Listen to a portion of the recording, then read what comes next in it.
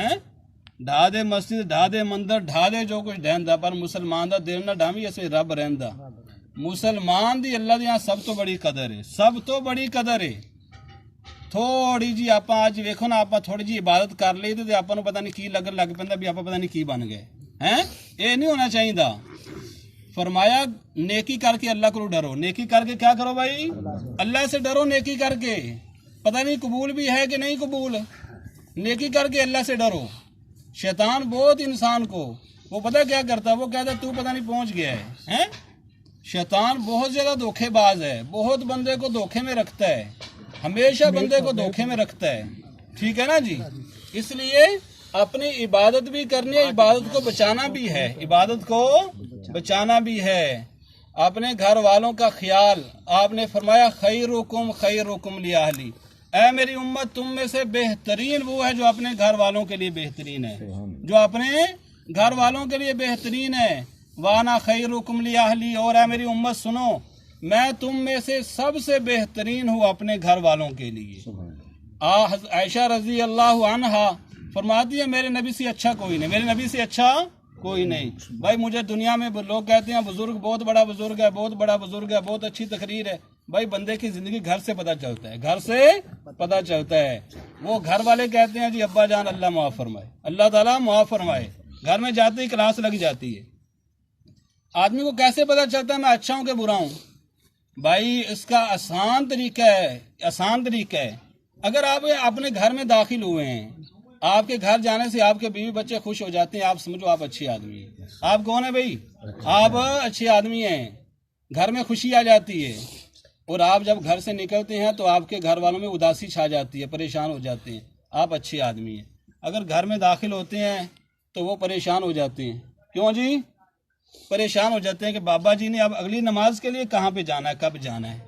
کتنا وقت رہ گیا ہے گھر میں جاتے ہیں گھر والے پریشان ہو جاتے ہیں گھر سے نکلتے ہیں تو وہ خوش ہو جاتے ہیں آپ اچھے آدمی نہیں ہیں آپ اچھے آدمی نہیں ہیں آج ہمارے گھروں کا ماحول بہت سخت ہے اور سب کرتے ہیں دین کے نام پہ دین میں سختی نہیں ہے دین میں سختی بھائی نہیں ہے دین بڑا آسان ہے دین بہت ہی آسان ہے نبی اکرم صلی اللہ علیہ وسلم کی سب سے لاڈلی بیٹی حضرت فاطمہ الزہرا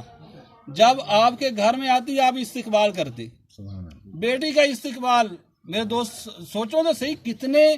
کیسے بلند اخلاق آپ نے ہمیں عطا فرمائے دروازے پہ جا کے استقبال کرتے لا کے چارپائی پہ بٹھاتے پیشانی کا بوسہ لیتے جب نبی اکرم صلی اللہ علیہ وسلم جاتے حضرت فاطمہ کے گھر میں وہ دروازے پہ آ کر استقبال کرتی جا کے بٹھاتی اور آپ کی پیشانی کا بوسہ دیا کرتی تھی یہ ہیں ہمارے نبی صلی اللہ علیہ وسلم کے اخلاق اپنے گھر کے اندر جب آپ گھر میں جاتے تھے تو ایسا گھر کا ماحول ہو جاتا تھا گھر میں ایسے جیسے رونق ہی رونق آ جاتی تھی محبت ہی محبت ہمارے نبی جدھر جاتے تھے محبت ہی پھیلاتے تھے محبت ہی پھیلاتے جاتے تھے اور اصل آدمی وہی ہے جو جہاں پہ جائے محبت پھیلائے سمجھ آئی نا جو بندہ خود ہی خوش نہیں رہتا تو اس نے دوسروں کو کیا خوش رکھنا ہے خوش رہنا چاہیے سمجھ آئی نا خوش رہنا چاہیے ہمارے نبی صلی اللہ علیہ وسلم نے ہمیں یہ والی زندگی دی ہے حضرت عائشہ فرماتی ہیں میرے نبی سے زیادہ مسکرانے والا کوئی نہیں میرے نبی سے زیادہ مسکرانے والا کوئی نہیں 11 گھر تھے 11 گھر آپ کے 11 بیویاں تھیں 11 گھروں کو چلایا بیٹیوں کو چلایا شادیاں کی آج ہمارا ایک گھر ہوتا ہے ہمارے ہر وقت سر میں درد ہوئی رہتی ہے کیوں جی ہر وقت سر میں درد میں کبھی کبھی سوچتا ہوں یار ہمارے نبی صلی اللہ علیہ وسلم 11 گھر اور پھر کیا کیا آپ ساری دنیا کے بڑے انسان ساری دنیا کی مشرق مغرب سے لے کر کوئی انسان وہ آپ کی امت میں داخل ہے آپ کے اوپر ذمہ داری ہے آپ نبی ہیں نا تو اتنی بڑی ذمہ داری لیکن آپ میرے دوستوں اور عزیزوں وہ چہرے پہ ہر وقت مسکراہٹ رکھا کرتے سبحان اللہ ہر وقت چہرے پہ مسکراہٹ دل میں ایسا فکر اور ایسا غم اپنی امت کا کہ ہر وقت سینے میں سے آواز آتی رہتی تھی ہر وقت آواز آتی رہتی ہمارے نبی جیسا خوبصورت کوئی نہیں ہمارے نبی جیسا اخلاق والا کوئی نہیں ایک مرتبہ